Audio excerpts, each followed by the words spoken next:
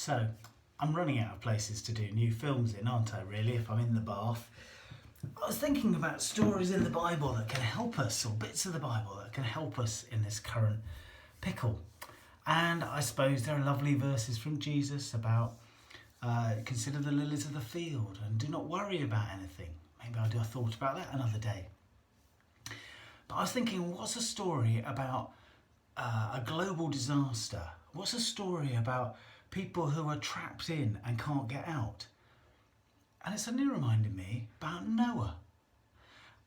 I love the first 11 chapters of Genesis. There is so much depth, so many layers of meaning. It's incredible bits of literature.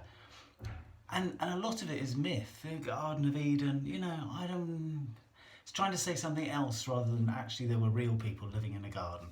But when you get to the story of Noah, interestingly, there's actually quite a lot of historical evidence of something quite like that story happening.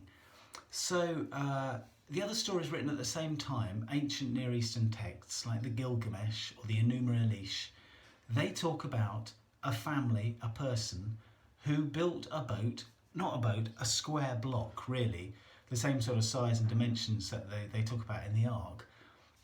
This box, this shoebox that somebody survived the flood in. So these are other texts written at the same time, all talking about a worldwide flood. When we say worldwide to them, it was all their known world. And so that corroborates it. That's evidence that actually there was some kind of ark. And then you get the archaeological evidence that actually here's layers of sediment laid down and to go around the Mediterranean basin. And you can see that there was a major flood at some point at the same time. And then thirdly, there's the evidence of actually on Ararat, Mount Ararat, where the Bible says the ark came to rest, where these other texts say the Bible came to rest. You can see there is a large kind of impression on a mountain that looks like an ark, a box-shaped thing. And of course, there are people who want to say this is proof for the Bible, and there are people who want to dismiss the evidence or argue around the evidence and say, no, it's not the right date, it's not the right age, it's not the right size, it disproves the Bible. I don't want to say either, really. I don't know whether it's proof or not proof. And also the story of Noah is one that is very overladen with all kinds of, well, is this a good God who's saving a few people? Or is it a bad God who's destroying a lot of people? There's a lot of issues in the story of Noah. But what I have never done before is thought about what it was like for Noah and his family.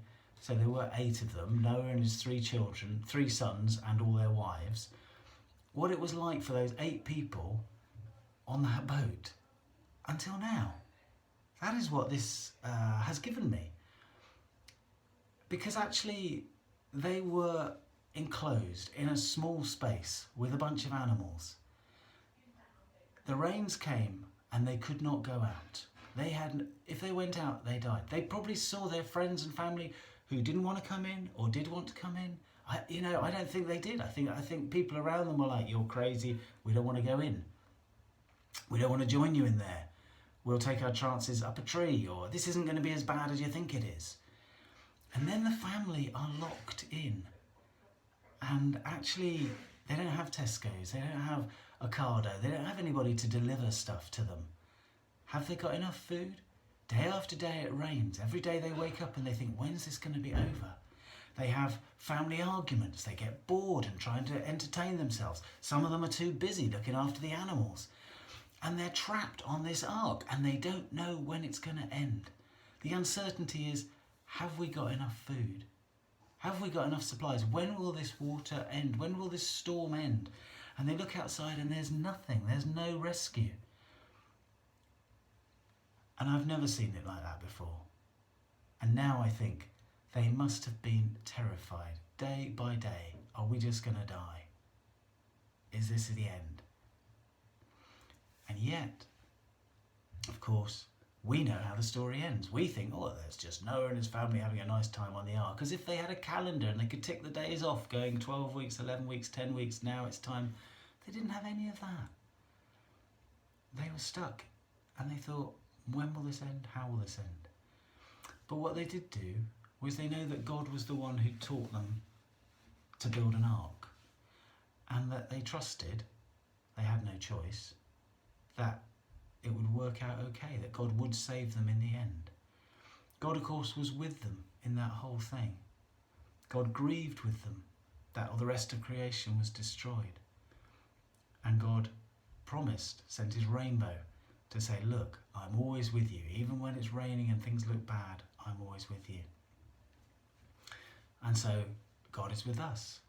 God has given us the scientists and the mechanisms and the communication to know that this virus is coming. God has given us the skills to deal with it, actually, to be able to have online deliveries and to support one another through videos. God weeps with compassion when people are poorly and when people sadly die from this disease. And I love all the rainbows. God's promised that he hasn't forgotten us and will never leave us. But I never saw Noah's Ark like this before.